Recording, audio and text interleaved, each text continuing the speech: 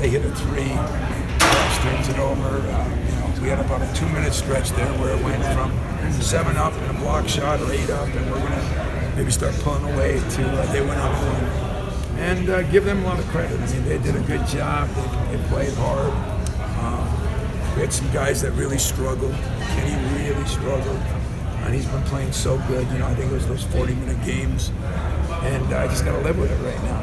And but I was disappointed in a few guys because there were things we really went over in the report. So maybe mentally we showed a little crack for the first time in a while. We just weren't quite on top of scouting reports. Who goes right?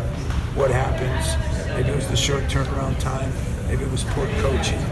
But we all got to do a better job, and that's what I'm going to probably do. How much did they take you out of your comfort zone today? They did.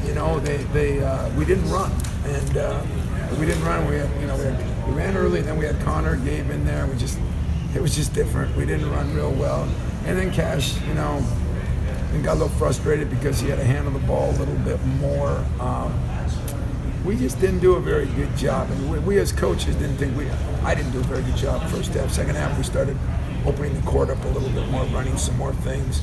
We started defending. We started rebounding, which I think we're a plus 15 or something second half.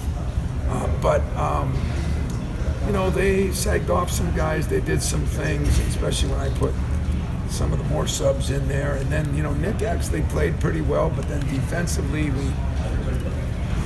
they're just so small with a shooting center, 13, and that hurt us a little bit. We couldn't get him back in, but he made 6 free throws, got 5 rebounds, and I think that's over now because now the teams we play are huge, and that'll change us a little bit too because Kenny can't play the number of minutes he's playing, and I think he didn't play well, and I don't blame him for it. The poor substitution pattern over the Chicago weekend and this. I think it hurt him. Your guys talk about just a level of relief a little bit right now, and there's a different sort of pressure in this maybe than there is because it's one and done. Sort of, do you feel them playing with any sense of pressure? No, in fact, I didn't think so at all. I mean, if you're feeling the pressure, and you jog back on defense like we did, that's weird pressure. No, I don't think so at all. We have enough guys that have been around now. When we put Gabe and we had some lineups in there that were a little different, that haven't played in these kind of games. But Aaron Henry's got to learn. He's got to grow up a little bit and learn that the my bad days, when you're a freshman that started a lot, they can happen, but you're not usually advancing. So he grew up a little bit tonight. And the cool thing is we went back to him, and he responded. And that's, again, the resiliency, the way these teams respond, the challenges. Halftime rebounding was a big deal, defense. But I'll look at it later and say it was a hell of an effort by a team that really had zero rest because of that turnaround. And if someone doesn't like that as an excuse, too bad. I should really say how much of a learning experience was this for Aaron today?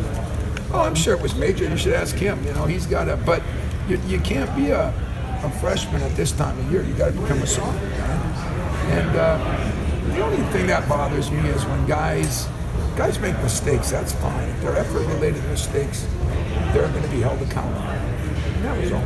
How concerned are you, Tom, about the slow starts? And really, other than talking about it, there's nothing this late in the season you can do. Yeah, you say that, Hondo. We started out pretty good against Michigan. First 8 minutes, we played damn good. We can find a lot of things, but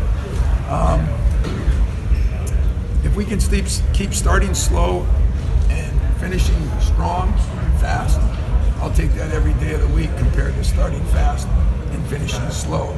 But we're trying to work Nick back in. We've got some guys now that we have to play. I mean, I'm sure the average Joe out on the street thought, well, Kyle Ahrens, he scores 4 or 5 points a game, and he's not that valuable, and he's okay. You can do without him. People are just insane. Hey Tom, you probably had to win this game with effort-related things like you talk about. How hard was it to challenge them to get effort-related things when you knew that their gas tank was kind of flickering a little bit and you only had 5 or 6 guys to play in the second half here? Am I? You know what I'm talking about? You had to go effort related. Yeah, we did. I mean, you got to rebound better. You got to defend a little better. Defend the three. They showed 66 in the first half, 20-some in the second. But had to go to effort related stuff. it was effort related, and like I tell them all the time, you know, you pass out before you die, so don't worry about it. You know, give me everything you got. Some guys struggle to do that, and some guys, like Kenny, for example, he knows he's got to do more of that, but you can't play the number of minutes he played in 3 games in a row and then do what we did. So I am proud of my team coming off what we did, emotionally and physically, bouncing back like we did, getting challenged like we did, and answering the bell at the end. There's a lot of positives to that. Might find them when I watch the film, but I didn't find them looking at the